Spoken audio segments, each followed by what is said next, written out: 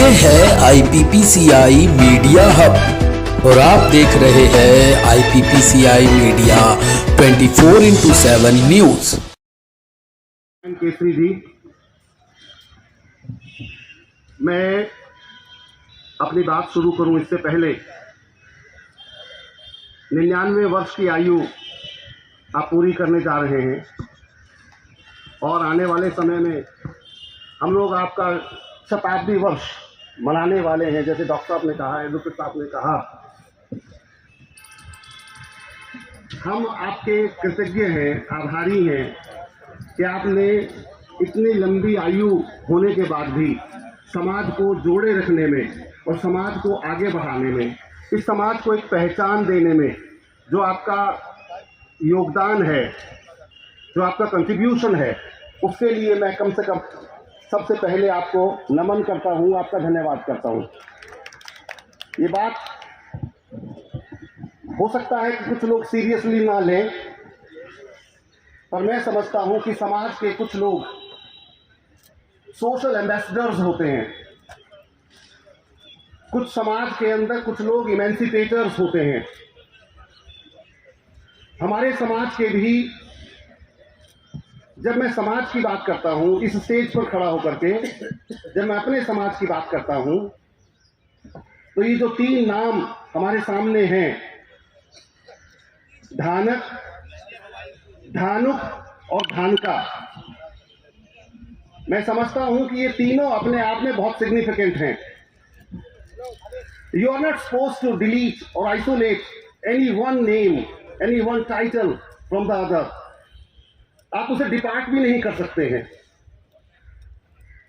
हमारे इस मंच पर बहुत सारे सामाजिक लोग हैं जिन्होंने समय समय पे समाज को ऑर्गेनाइज करने के लिए, समाज को दिशा देने के लिए अपने जीवन में से, अपने ज्ञान में से, अपने संसाधनों में से काम किया है, योगदान दिया है।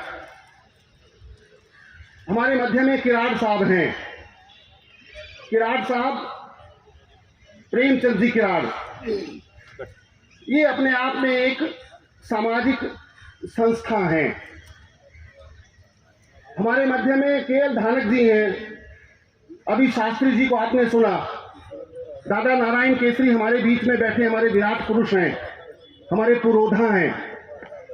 और समाज के कई लोग हैं। राम भगत जी हैं, जुडिशियल ऑफिसर हैं, बहुत अच्छे नेक लायक जज रहे हैं। रिटायर होने के बाद भी गवर्नमेंट ने उनको असाइनमेंट दी है। ऐसे लोग जो होते हैं वो किसी समाज की धरोहर होते हैं और उन व्यक्तियों से उस समाज की पहचान होती है। हमारा समाज भी भारत के पश्चिम से लेकर पूर्व तक और उत्तर से लेकर के, कश्मीर से लेकर के और मध्य प्रदेश एंड ऑनवर्ड्स तक जाएं तो कुछ समाज के हमारे ऐसे ही सोशल इमेंसिपेटर्स हुए हैं। ये कार्यक्रम, इस तरह के कार्यक्रम हम उन समाज के उन लोगों को याद करने, उनके कामों को याद करने, उनके विचारों को याद करने और अपने आप को और अपनी पीढ़ियों को, आने वाली पीढ़ियों को उनसे अवगत कराएं, उनके विचारों को हम ले जाएं। जो व्यक्ति अपने समाज के बुजुर्गों को, अपने परिवार के बुजुर्गों को याद नहीं रखते हैं, वो समाज खत्म हो जाते हैं। उनकी कोई आइडेंटिटी नहीं होती है, उनकी कोई पहचान नहीं होती है। इस समाज में ऐसे ही लोग महापुरुष हुए हैं। अभी आपने फणीश्वरनाथ रेणु का नाम सुना, शास्त्री जी ने याद दिलवाया। ऐसे ही हमारे बीच में रामफल मंडल जी का आपने नाम सुना। हमारे मध्य में सोशल इमेंसिपेटर्स भी हुए, पॉलिटिशियंस भी हुए। चौधरी अमर सिंह धानक पंजाब के जो MLC हुए थे सबसे पहले, चौधरी माथुराम जी इसी दिल्ली के अंदर, बाबूराम सोलंकी जी, ये दादा नारायण केसरी उस पीढ़ी के लोग हैं, उनसे भी सीनियर कैटेगरी के लोग हैं। हमें ये गौरव होना चाहिए, हम खुशकिस्मत हैं जो हमारे मध्य में हमारा मार्गदर्शन देने के लिए अभी ये बैठे हैं। And we should recognise this fact. ये तीन नाम जो मैं बता रहा हूं आपको, ये तीनों अलग अलग रीजनल आइडेंटिटीज हैं।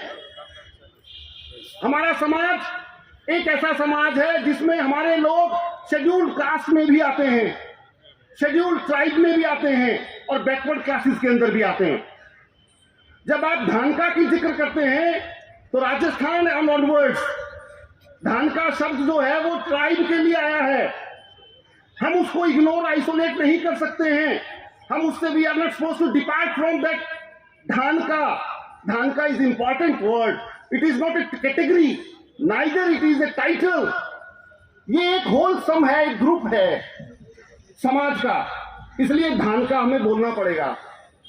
धानक जब हम हरियाणा के अंदर आते हैं, दिल्ली में आते हैं, दिल्ली पंजाब में आते हैं, तो धानक कास्ट के लिए आता है और उसे हम शेड्यूल्ड कास्ट के नाम से रखते हैं।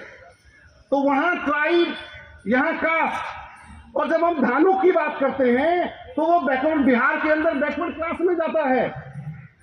इसीलिए एक ऐसी कास्ट, एक ऐसा परिवार, एक ऐसा समुदाय, ये एक परिवार है बड़ा, जो अलग अलग इलाकों में अलग अलग रीजनल आइडेंटिटीज के कारण पहचाना जाता है। और संविधान के अंदर या कॉन्स्टिट्यूशन के अंदर या उस स्टेट के अंदर उनके जो रूल्स हैं, रेगुलेशंस हैं, या जहां पे उनकी डिमार्केशन की गई है या उनको किसी ग्रुप में रखा गया है, इसलिए अलग अलग रीजनल आइडेंटिटीज के नाम हैं।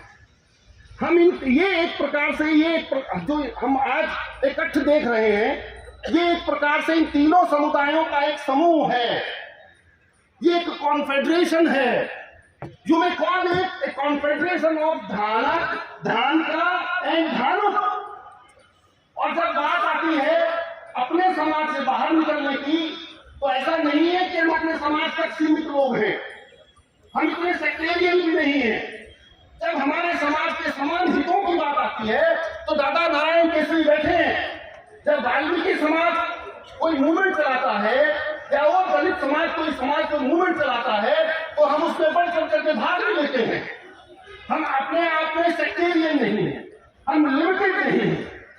इसलिए आप ध्यान रखें कि आज का जो ये कार्यक्रम हो रहा है, ये एक प्रकार से इन तीनों समुदायों का जो कॉन्फेडरेशन है उसका ये अधिवेशन है। आप इसे अधिवेशन का रूप ले सकते हैं, आप इसे अधिवेशन का नाम दे सकते हैं।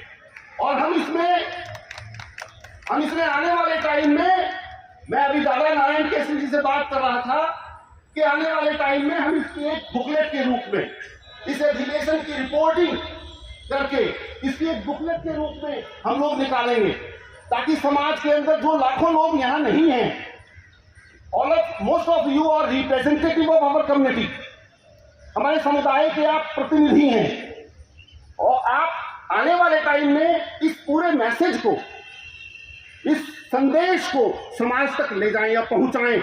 उसके लिए हमारे पास कुछ प्रिंट मीडिया के अंदर कुछ रिकॉर्ड, कुछ बुकलेट फॉर्म में किसी भी रूप में कोई होनी चाहिए। ये हमने लक्ष्मण इंदौरा जी से अभी कहा है, इन्होंने कहा है कि ऐसी एक बुकलेट चाहे 8 पेज की हो, 4 पेज की, हम निकालेंगे, जो निकाल करके आपके बीच में ले जाएंगे।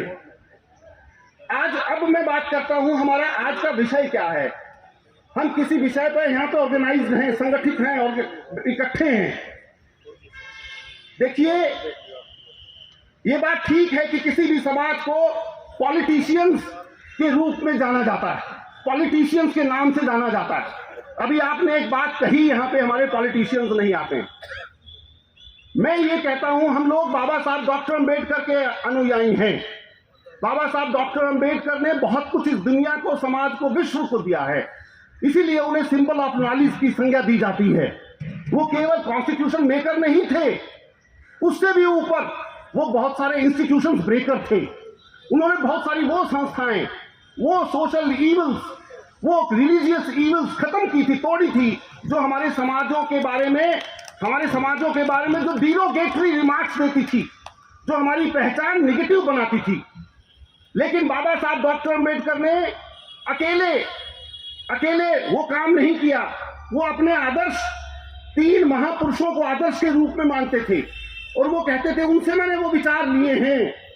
वो महात्मा बुद्ध को अपना गुरु मानते हैं, वो संत कबीर को अपना गुरु मानते हैं, महात्मा ज्योतिबा फुले को अपना गुरु मानते हैं। और इन तीनों की विचारधाराओं को एमेलगम करके, इकट्ठा करके, संजो करके, और इसके अलावा इस देश में जब जब कोई आंदोलन हुआ है, बुद्ध से लेकर के और आजादी के आंदोलन तक, उन सभी आंदोलनों को समग्र अगर कर दिया जाए, इकट्ठा कर दिया जाए, तो बाबा साहब डॉक्टर अंबेडकर बनते हैं, डॉक्टर अंबेडकर के विचार बनते हैं। उसमें हमारा भी योगदान है और बराबर का योगदान है। जब जब इस देश के अंदर कोई बात आई है, तो हमारी ये कम्युनिटीज, ये तीनों कम्युनिटीज और कुल मिलाकर के एक समूह हमारा, हमने इस समाज के अंदर, इस देश के अंदर राष्ट्रभक्ति का संदेश दिया है। जब देश पर बलिदान और कुर्बान होने की बात आई है, तो रामफल मंडल जैसे शहीद और हरियाणा के अंदर स्वामी आत्मानंद जैसे महापुरुष, उन्होंने जेलों में जाकर के अपना योगदान हमारे समाज का दिया है। कितने ही लोग हैं, जब मुसलमानों का आंदोलन, आक्रमण हो रहा था, तो उस समय भी अनेक राज्य रजवाड़ों के अंदर हमारे बुजुर्ग, हमारे समाजों के बुजुर्ग उसकी सेना में भर्ती होकर के और आंदोलन कर रहे थे, लड़ रहे थे, बलिदान हो रहे थे। जब आजादी के आंदोलन की बात आई, तो उस समय भी हमारे लोग जेलों में जा रहे थे और हर तरह का, चाहे वो लेखनी का काम था, फणीश्वर नाथ रेणु जी को आप लीजिए, दूसरों को लीजिए, चाहे लेखनी के अंदर, चाहे समाज को ऑर्गेनाइज करने के नाम पर, चाहे धन से, चाहे लड़ने के नाम पर, ये समाज इस देश के अंदर गौरव प्रदान करता है। इसलिए हमें गर्व होना चाहिए, हमें गौरवान्वित होना चाहिए कि हम इस धानक समाज में हमारा जन्म हुआ है, हम इसमें जन्म लिए हैं। और इसको आगे बढ़ाने के लिए, उन महापुरुषों के योगदान को आगे बढ़ाने के लिए हम आगे क्या करें? Where do we stand today? What is our present status? How can we forward this status towards more forward? ये ठीक है कि हमारा समाज कई जगहों पर आर्थिक दृष्टिकोण से कमजोर है। मैं एक बात यहां सुन रहा था कि कई लोग आके बोल रहे थे कि मैं तो बहुत गरीब परिवार में से आया हूं। कोई गरीब नहीं होता है, गरीब आदमी, बाबा साहब डॉक्टर अंबेडकर से गरीब कोई नहीं था। जिसको पढ़ने पढ़ाने के लिए भी, फीस के लिए भी उसके राजा, उस समय के महाराजा बड़ौदा से वजीफा लेना पड़ा। लेकिन उन्होंने सिद्ध किया कि कोई गरीबी नहीं होती है, विचारों की गरीबी नहीं होनी चाहिए, धन की गरीबी कोई नहीं होती है। आदमी के अंदर लगन, कौशल, अंदर बढ़ने, आगे बढ़ने की सोच होनी चाहिए। और वही बच्चा जिसको पढ़ने का अधिकार नहीं था किसी भी प्रकार का, वही बच्चा जब कोलंबिया यूनिवर्सिटी उसको दुनिया का सबसे बड़ा विद्वान साबित करती है, सिंबल ऑफ नॉलेज के उपाधि से नवाजती है, तो ये सिद्ध होता है कि आदमी के अंदर लगन और ललक और वो विचार होने चाहिए आगे बढ़ने की। जितने ये लोग बैठे हुए हैं, चाहे जज साहब बैठे हुए हैं, नारायण सिंह केसरी बैठे हुए हैं, मैं नारायण सिंह केसरी जी को पॉलिटिशियन बाद में मानता हूं, वो सोशल रिफॉर्मर पहले हैं। और बाबा साहब डॉक्टर अंबेडकर ने कहा है कि social revolution precedes the political revolution. सामाजिक क्रांति राजनीतिक क्रांति का अग्रगामी भाग होती है। आप कितने बड़े पॉलिटिशियन ले आइए, चाहे इस देश की अपनी बिरादरी के किसी से बड़े एमपी को ले आइए, अगर उसके अंदर समाज का जज्बा नहीं होगा, सामाजिक भाईचारा नहीं होगा, फ्रेटर्निटी नहीं होगी, तो उस पॉलिटिशियन का कोई योगदान नहीं होगा। He is a big zero, you may call him is a big zero. इसलिए मैं इनको क्यों पूजने की बात करता हूं, क्यों इनको आदर्श मानता हूं अपना, क्योंकि इस व्यक्ति ने समाज को जोड़ने में, इस 99 साल की उम्र में भी कभी ये राजस्थान भाग रहे हैं, कभी ये हिमाचल जा रहे हैं, कभी ये बिहार जा रहे हैं। अरे भाई क्यों कर रहे हैं ऐसा? वो कह रहे हैं कि जो हमारी पुरानी लीगेसी है, सोशल लीगेसी, कल्चरल लीगेसी, उसको हम लोग उस धरोहर को आगे बढ़ा करके चलें, अपने आप को यूनाइट करें। तो आज का ये कार्यक्रम 3 बातों के लिए है, मैं जो समझ पा रहा हूं। एक, ये 3 अलग अलग नाम जरूर हैं, लेकिन ये तीनों हमारी कॉन्फेडरेशन है, हमारा संघ है, हमारा महासंघ है, हमारा परिसंघ है। इसलिए इनको अलग अलग ना देखें, एक देखें। दूसरा, हमारे बहुत सारे नाम हो सकते हैं, हमारे बहुत सारे गोत्र हो सकते हैं, वो होने के बावजूद भी हम अल्टीमेटली एक परिवार हैं। हम एक परिवार हैं, और परिवार, उसको समुदाय कहिए आप, उसे कम्युनिटी कहिए आप, और इस परिवार के अंदर हम सब भाई हैं। हम सब एक रक्त से हैं, एक खून से हैं। हमारा सबका चाहे धानक है, धान का है, हमारा सबका एक रक्त है, हमारा एक खून है। ये दो बातें। तीसरी बात, हम अपनी पहचान सामाजिक ग्रुप के रूप में खड़ी करेंगे, सामाजिक समूह के रूप में खड़ी करेंगे। और वो सामाजिक समूह, चाहे वो गुजरात में देखेंगे आप, गुजरात से लेकर के बिहार तक देखेंगे, या जम्मू कश्मीर से लेकर के मध्य प्रदेश और आंध्र प्रदेश और जहां भी जाइए आप, वहां सब देखेंगे। चाहे हमारे लोग सुदर्शन समाज के नाम से जुड़े हुए हैं, चाहे हेला के नाम से जाने जाते हैं, चाहे धानुक के नाम से जाने जाते हैं, या कठेरिया के नाम से जाने जाते हैं, जो भी इस बैनर के नीचे आता है या इस बैनर का हिस्सा अपने आप को मानता है, वो सब हमारे भाई हैं। उन सबको हमने गले लगाना है, हमने उनको अलग अलग नहीं करना है। इसलिए इस प्रोग्राम से हम ये संदेश लेकर के जाएंगे कि अलग अलग नाम बेशक से हो, अलग अलग टाइटल बेशक से हो, लेकिन हम सब एक हैं, हमारी पहचान एक है।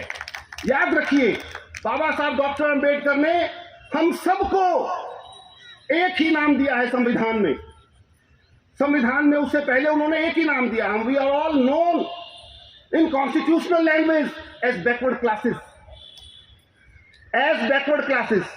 उसमें ये नहीं है कि कोई भाई हमारा समाज का कोई वाल्मीकि के नाम से जाना जाता है, या कोई रविदासी के नाम जाना जाता है, या धानुक के नाम से जाना जाता है। संविधान में बाबा साहब डॉक्टर अंबेडकर ने हम सबको बैकवर्ड क्लासेस कहा है। जब आप रिजर्वेशन की बात करते हैं तो रिजर्वेशन किसी धानक या वाल्मीकि या चमार के नाम से नहीं की जाती, reservation backward classes of citizens के नाम से की जाती है। वी आर ऑल वन, हमारा ये परिवार है और वो सब परिवार बड़े परिवार हैं। इसलिए हमारा सब धानक समाज, धान का समाज, धानुक समाज एक परिवार है, एक समूह है, एक अमेलगमेशन है, एक संगठन है, एक कॉन्फेडरेशन है। इन बातों को ध्यान रखना है। इसलिए आगे से कोई छोटी बात ये ना करे कि अलग अलग नामों से जाने जाते हैं। अरे भाई, इलाके वाइज, क्षेत्र वाइज अलग अलग हमारी पहचान है, रीजनल पहचान है, लेकिन हमारी एक राष्ट्रीय पहचान भी है। जैसे भारत है, कहीं प्रांत के नाम से अलग अलग प्रांत हैं, आंध्र प्रदेश है, पंजाब है, हरियाणा है, उत्तर प्रदेश है, बिहार है, अलग अलग प्रांत हैं। लेकिन ऊपर अगर है कोई राष्ट्र, कोई देश है, कोई नेशन है, तो वो भारत है, वो इंडिया है। ऐसे ही हमारी पहचान अलग अलग हो सकती है, रीजनल वाइज, क्षेत्र वाइज, लेकिन ऊपर हम सब एक हैं। दूसरा, हमारे हित एक हैं, हमारी समझ एक है, हमारा संगठन एक है। आज से हम लोग इस बैनर के नीचे, इस संगठन के नीचे मिल करके काम करेंगे। और मैं दादा नारायण केसरी जी का मैं फिर कहता हूँ, हम आभारी हैं दादा। आपने जो पिछले मैं करीब 30 साल से 35 साल से देख रहा हूँ, जितनी ऊर्जा, स्फूर्ति, तेज 30 साल पहले दिखाई देता था, 99 साल की उम्र में भी आज तो नहीं दिखाई देता है। This is a miracle to me. At least I used to take it as a miracle. How do you take it? I don't know. लेकिन इस पीढ़ी का कोई व्यक्ति बहुत सारे समाजों में नहीं है, खाली हो गए हैं, धीरे धीरे जा रहे हैं लोग, लेकिन वो हैं। इसलिए हम आपके आभारी हैं। एक और बात मैं अपने संदेश में कहना चाहूंगा। देखिए, अभी तक हमारे पूर्वजों ने हमारे समाज की पहचान राष्ट्र में, दूसरे समाजों में, देशों में, प्रांतों में अच्छी करवाई है। हम नौजवानों पर, ये एडवोकेट साहब बैठे हैं, महिपाल जी, ये हमारे समाज के उभरते हुए युवा लीडर कहूंगा मैं इनको। आप जैसे लोग और हरियाणा से बहुत सारे साथी आए हुए हैं। देखिए, इस मूवमेंट को, सामाजिक आंदोलन के इस मूवमेंट को आगे बढ़ाइए। हमारी पहचान जो पहले हमारे इन बुजुर्गों ने खड़ी की है, चाहे उसमें पंजाब के मैं अभी नाम लिया था, या हरियाणा से अमर सिंह धानक जी थे, दादा हैं, या बाबूराम हैं, और लोग हैं, फणीश्वरनाथ रेणु हैं, उन्होंने जो पहचान दी है। सवाल ये है कि उस लीगेसी को, उस विचार को, उस स्टैंड को हम और आगे अच्छा कितना बढ़ाते हैं। ये बढ़ाने के लिए हम काम करें। इंडिविजुअल हम लोग बेशक से कुछ भी बन जाएं, प्रोफेसर बन जाएं, इंजीनियर, डॉक्टर, वाइस चांसलर बन जाएं, जजेस बन जाएं सुप्रीम कोर्ट के, लेकिन अल्टीमेटली हमारी पहचान पहले धानक है और आखिर में भी धानक ही रहेगी। हम राष्ट्र के नाम से जाने जाएंगे, देश के सिटीजन जाने जाएंगे, लेकिन बाबा साहब डॉक्टर अंबेडकर के साथ साथ हमें अपने दूसरे बुजुर्गों को भी याद रखना चाहिए। हम बाबा साहब के ऋणी हैं और हमेशा ऋणी रहेंगे। ये पूरा विश्व रहेगा लेकिन हम और लोगों को भी ध्यान में रखें और उनके आदर्शों को, और समय समय पे ऐसे मीटिंग्स, ऐसे कन्वेंशन, ऐसी कॉन्फ्रेंसेस हम लोग करें स्टेट वाइज और फिर नेशनल वाइज करें। इसलिए हमारी पहचान को हम आगे बढ़ाएं और वो सामाजिक पहचान हो। इस देश के संविधान को लिखने के लिए एक व्यक्ति को नेहरू जी ने रिक्वेस्ट किया था।